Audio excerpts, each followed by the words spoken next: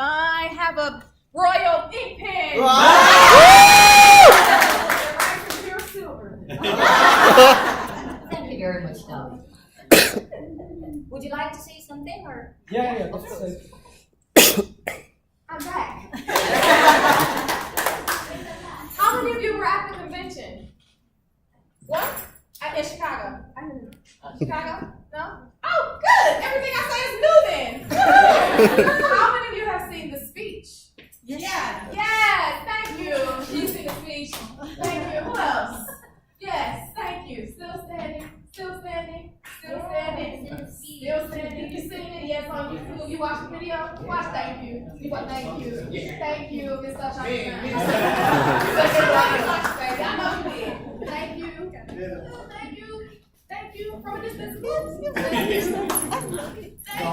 Thank you. Of course you have. You just saw you cheer. No, live. I watched live. And thank you. If you have not seen it, you watch it. Thank you.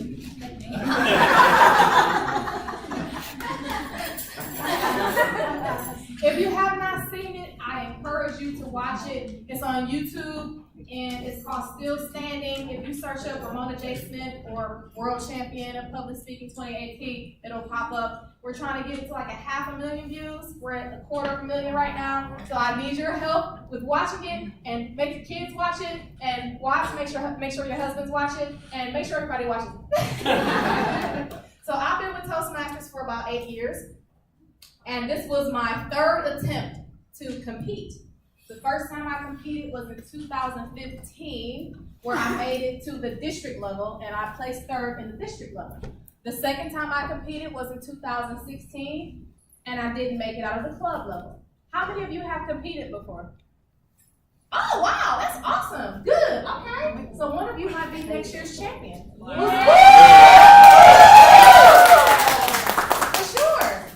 Well, I know we're probably going to do a Q&A later, but the question that I always get is, how do I become a champion? How do I do it? Tell me everything you know about being a champion. How do I become the next world champion of public speaking?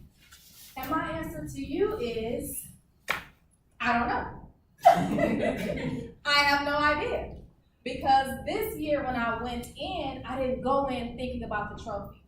I didn't start the competition saying, I'm the next world champion of public speaking. I know a lot of people do that. Like, people have come up to me and said, hey, nice to meet you. I'm the 2019 world champion of public speaking. I said, no, you're not. Because anytime you start a conversation with that, it's all about you. It's all about you.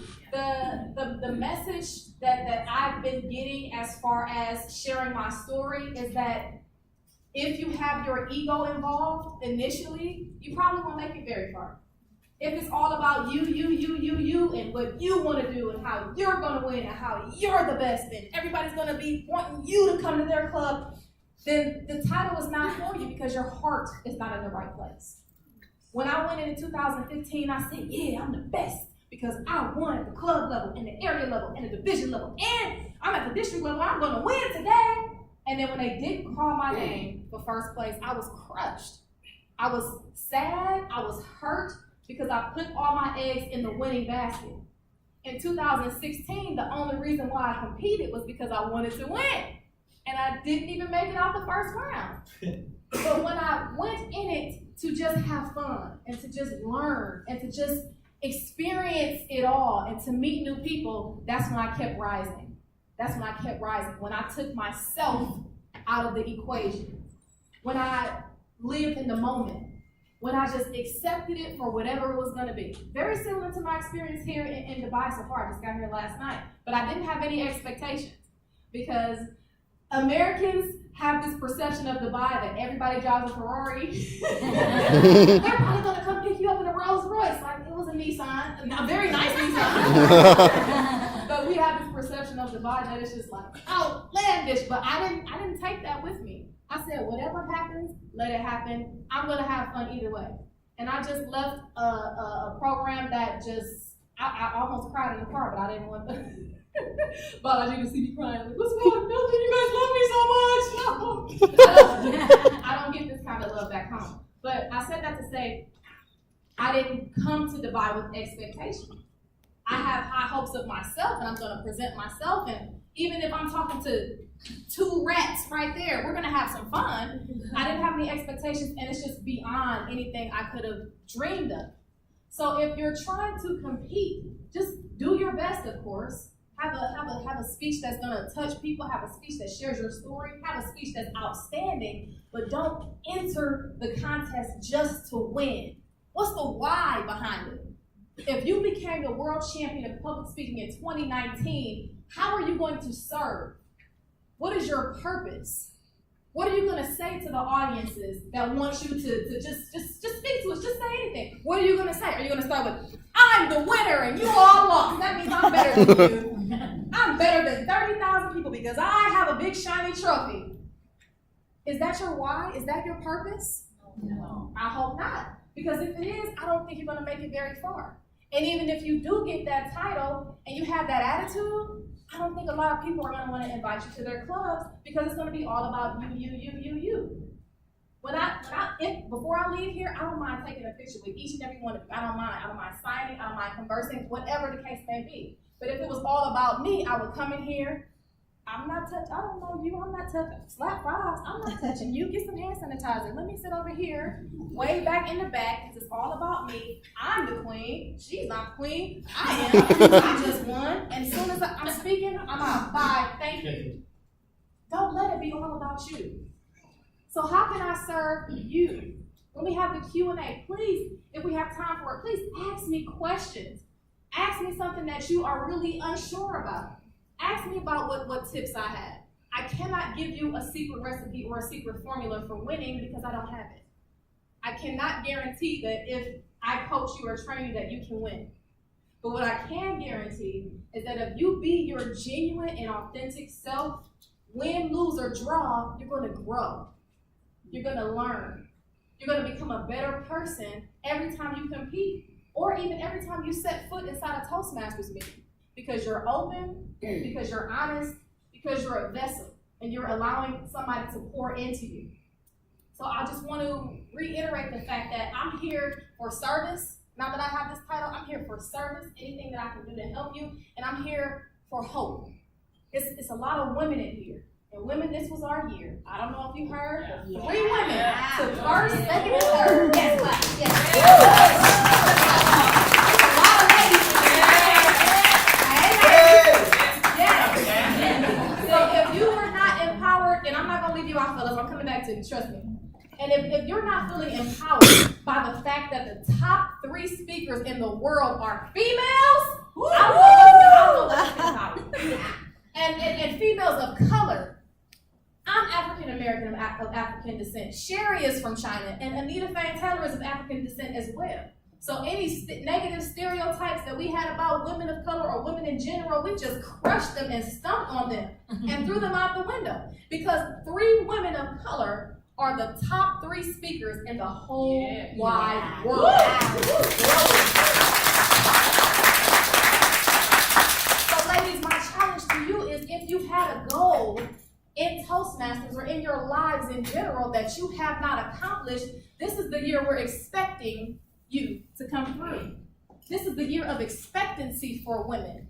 This is a time where you have no excuse now. You can't say, oh, I'm a woman, I can't do it, or, oh, I just don't think, a woman hasn't won in 10 years. Now we have 3 in the top 3 spots. So if you don't have your CC, or if you haven't started Pathways, or if you haven't done that speech that you've been dying to do for the past couple of weeks, now is the time to get it done.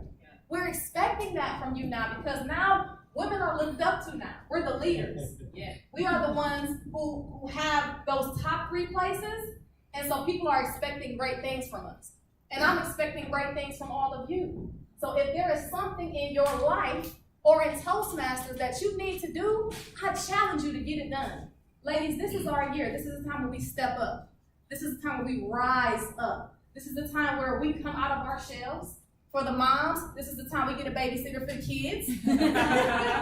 This is the time where we spend a little bit more time achieving our goals and our successes.